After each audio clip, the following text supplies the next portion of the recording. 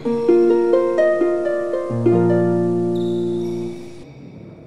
Kidalers, kembali lagi di channel Hobi Kidal. Ini video lama ya, jadi di video ini ada orang tua lawan anak muda. Jadi aku partneran sama Ko Jimmy, kebetulan kaosnya sama, warnanya biru. Dan di sebelah sana ada Alex dan temennya namanya Dustin. Kalau nggak salah Alex itu ya masih SMA dan Justin tuh masih SMP. Nah, kita lihat apakah di game ini pengalaman lebih menang daripada kecepatan. Kalau anak muda kan cepet ya harusnya, dan mestinya sih lebih kuat daripada yang udah 40 tahun ke atas. Mungkin Dustin itu nggak ini ya, nggak pernah lawan orang kidal. Nanti kita lihat kenapa kok aku bilang seperti itu, dan mungkin aja pernah cuman nggak tahu strateginya main sama orang kidal tuh mesti gimana.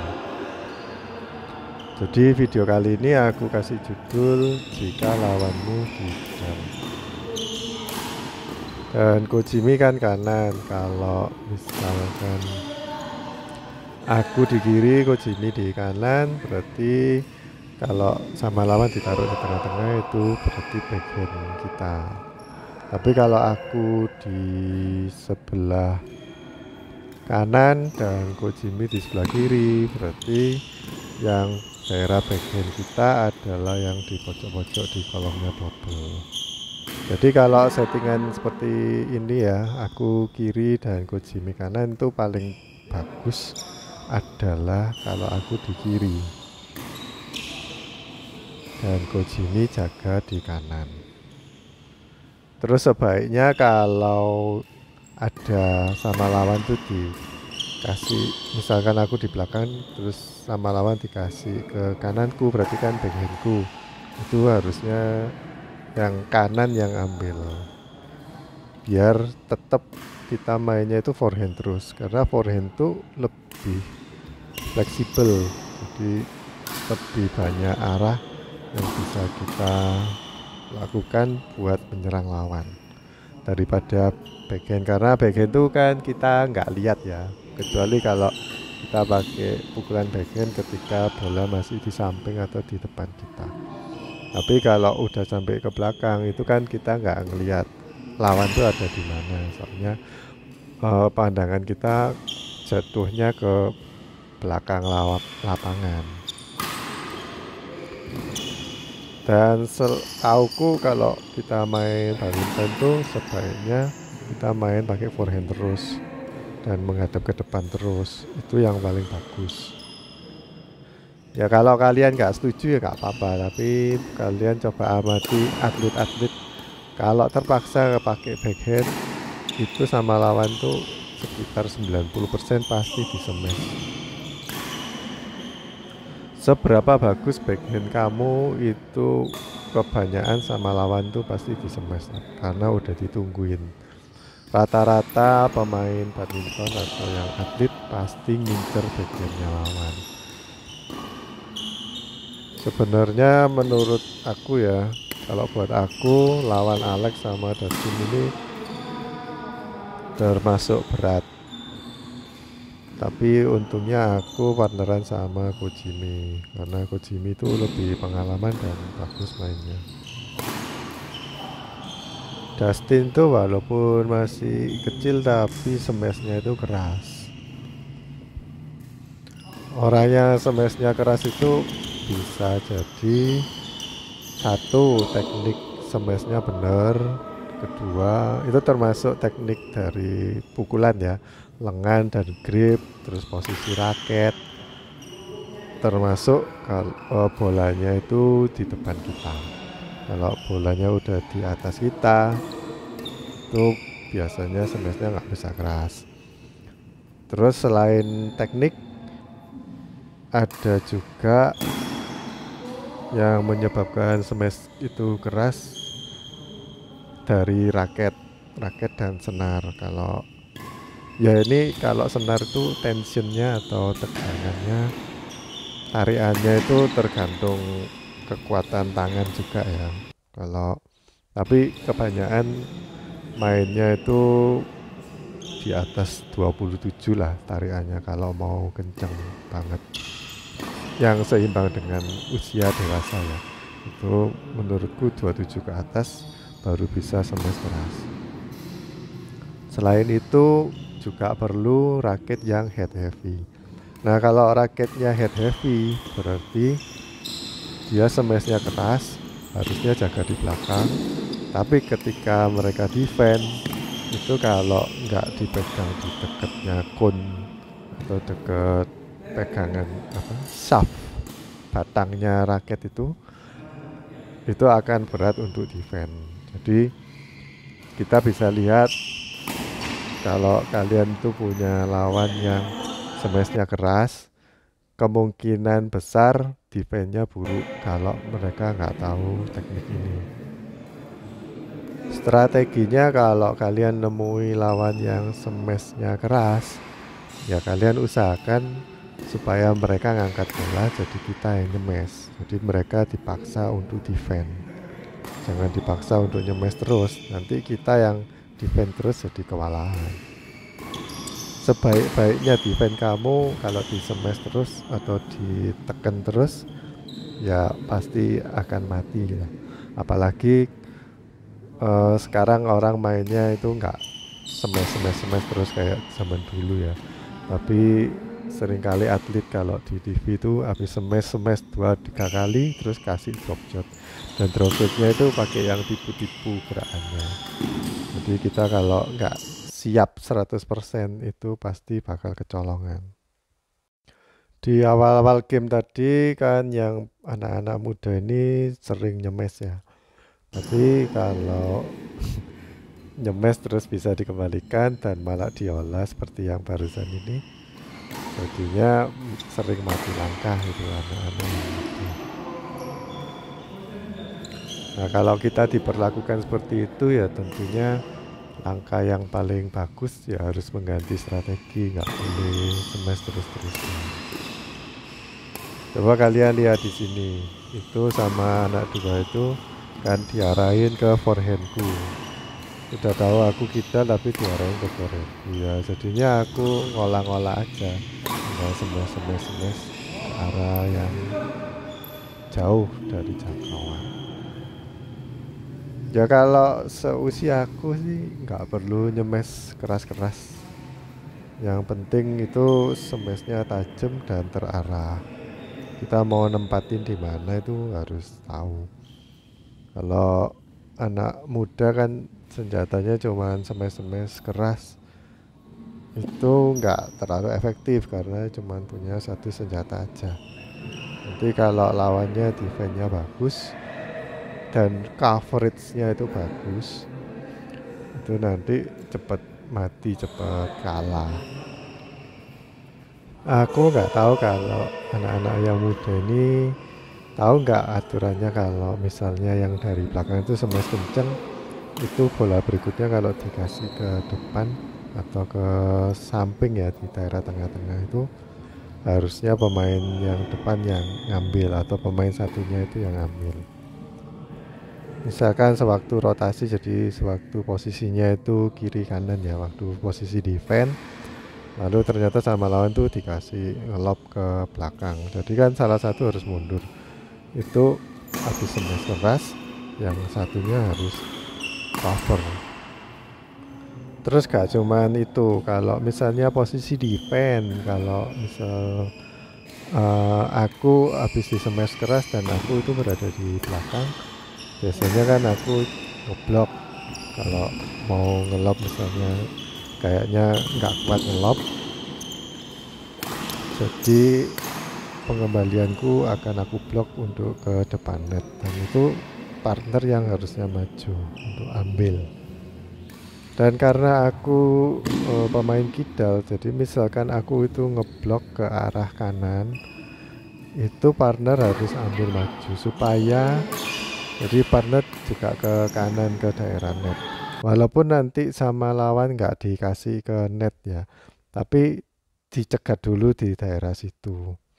Misalkan sama lawan tuh dibuangnya ke lob lagi di daerah kananku, aku masih bisa ngambil forehand. Kalau di lob ke daerah kiriku ya lebih gampang lagi, aku udah posisi siap forehand. Jadi win-win, jadi tetap menang dengan strategi atau posisi yang seperti itu.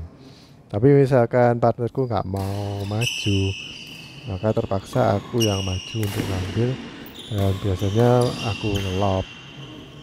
Nanti kalau sama lawan itu diserang ke belakangku, itu aku bakal kesulitan ngambil.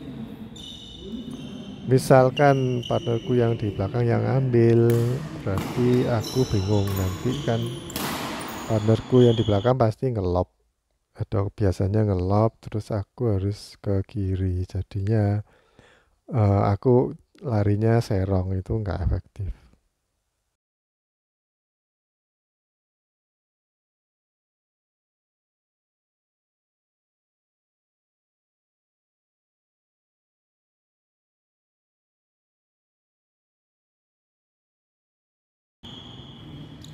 Sekarang mari kita lihat permainannya Dustin dan Alex.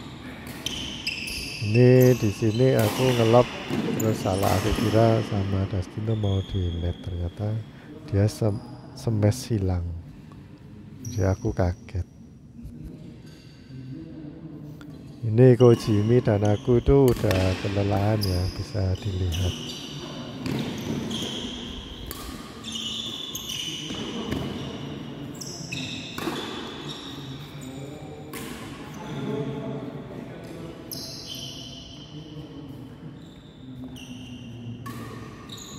Halo, komentator BWF itu biasa bilang missed it atau gak tepat.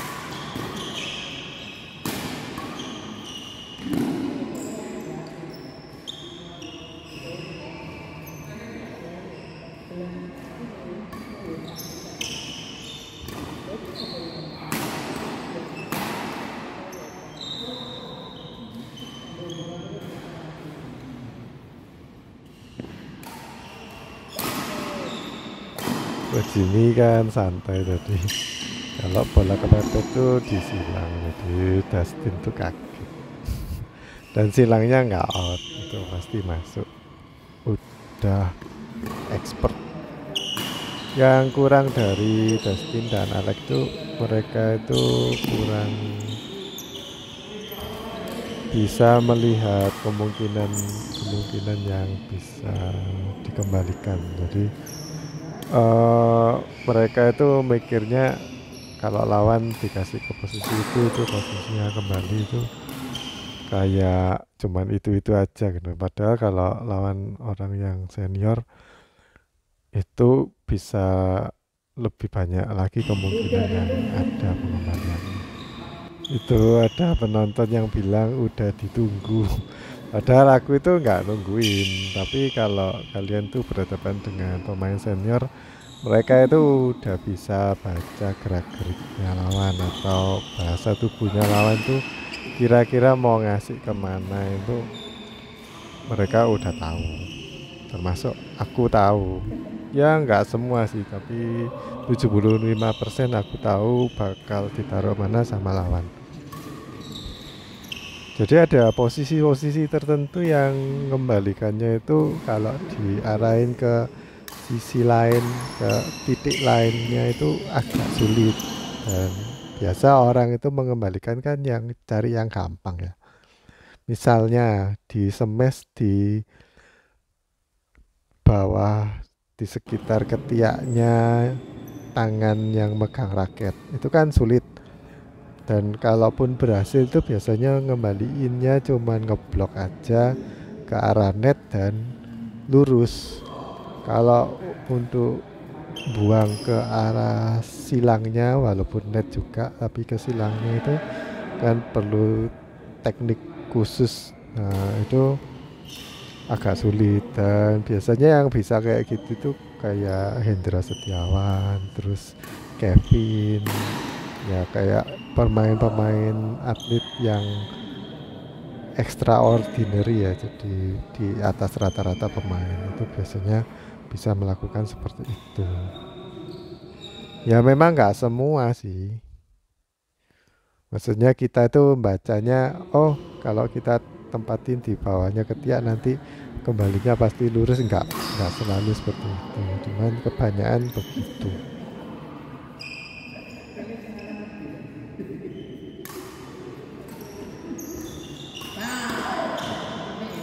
Ini anak dua itu mainnya ngelop-ngelop udah lumayan ya, ngocak di Kojimi kiri kanan, tapi Kojimi juga bisa ngocak di mereka berdua. Dustin masih lemah defense-nya, jadi kita lebih enak kalau nyemes ke arahnya Dustin daripada ke Alex.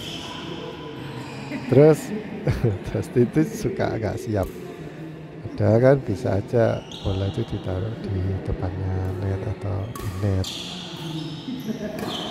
Mungkin kebanyakan main sama anak-anak yang seusianya dia ya, jadi mainnya itu masih tanggung-tanggung. Tapi tambah senior lawan kita itu biasanya tambah lebih tipis-tipis mainnya di dekatnya net. Nah ini mereka berdua baru benar, jadi kasih ke arah bagianku.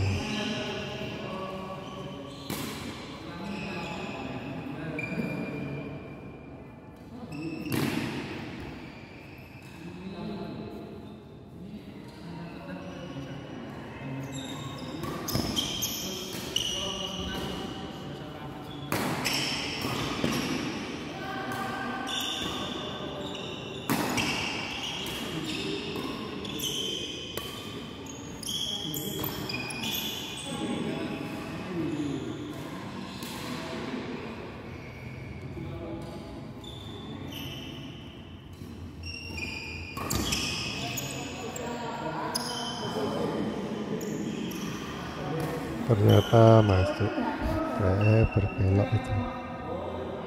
Ini aku pakai teknik yang serupa ya, tadi kan yang nanti kayak gitu Alex, sekarang Dustin.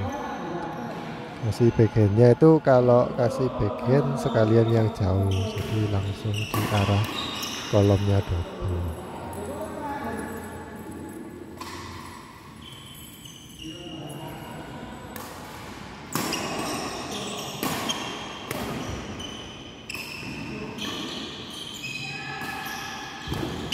Dustin ini lucu orangnya, di smash malah ditangkap bukannya dikembalikan.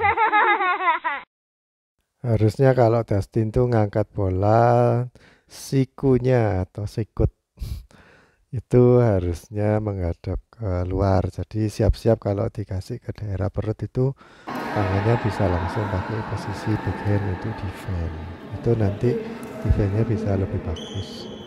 Selama dia pakai gripnya forehand habis ngangkat bola, bakal sulit nanti kalau mau defense.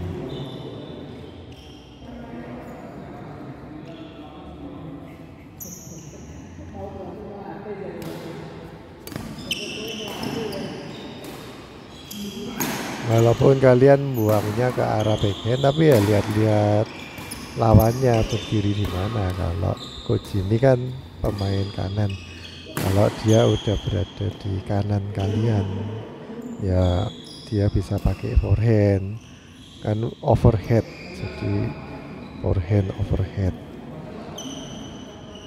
Supaya lawan itu bisa pakai backhand, kalian harus tempatin ke jauh ke forehandnya dulu, baru dibuang cepetan ke arah backhandnya. Selama kalian buangnya itu nggak cepat atau terlalu tinggi, itu nanti lawannya udah cepet larinya, bisa pakai forehand. Nah kayak di sini kan aku kasih backhandnya Dustin tuh jauh. Harusnya kalau coach ini siap bisa langsung di-smash ke arahnya Dustin. Karena Dustin defense-nya lebih lemah daripada Alex.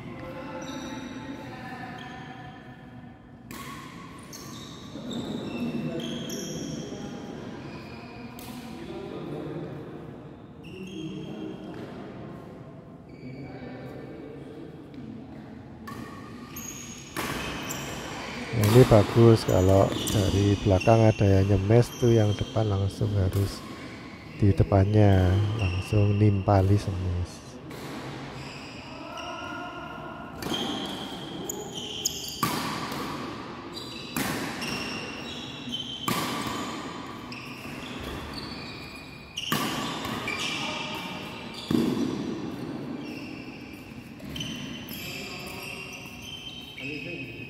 Ini yang seperti aku tadi bilang, kalau kita habis nyemes dari belakang nggak ada yang maju, yang nyemes itu maju jadi terbatas pengendaliannya. Coba kalian lihat lagi, ini kan aku silang jadi ke bagiannya Alex. Seandainya aku tadi kasih lurus kan forehandnya Alex itu lebih gampang, nanti langsung di kill. Terus bagusnya aku Jimmy ngerti langsung kasih net ke silang.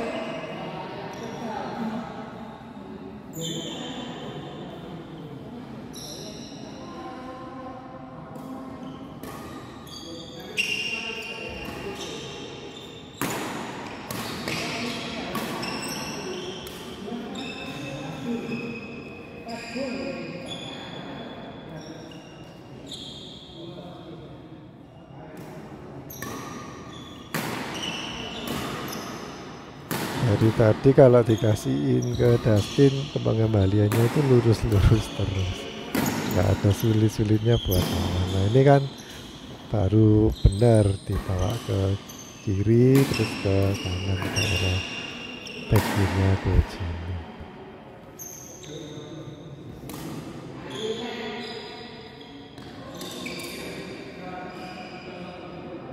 Jadi gimana guys menurut kalian, kalau lawannya Kidal itu ada perbedaan nggak buat kalian? Apa lebih sulit atau sama aja? Kalian bisa tuliskan di kolom komentar ya kalau mau sharing.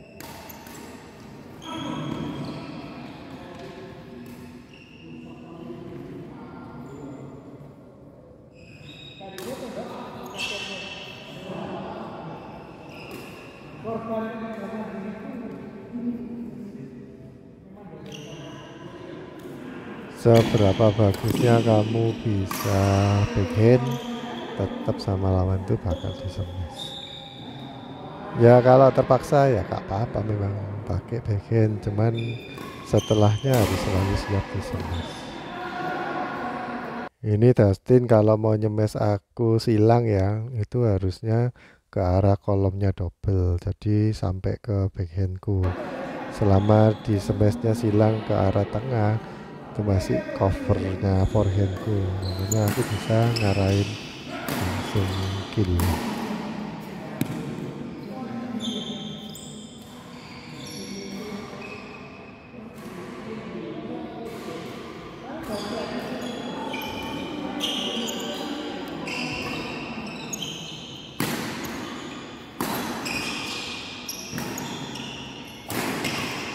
Ini harusnya sama kucing itu dibuang ke arahnya Dustin lagi, tapi lumayan pontang panting anak dua ini.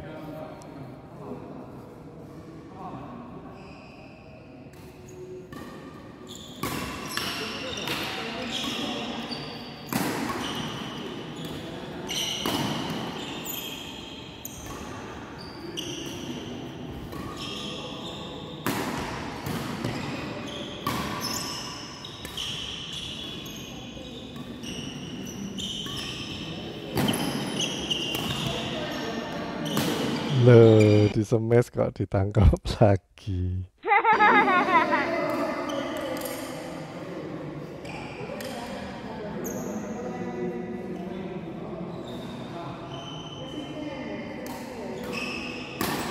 Ore, akhirnya aku yang menang. Oke guys, gitu aja video kali ini. Semoga tips-tipsnya membantu. Sampai jumpa di video berikutnya ya. Jangan lupa like dan subscribe. Dadah.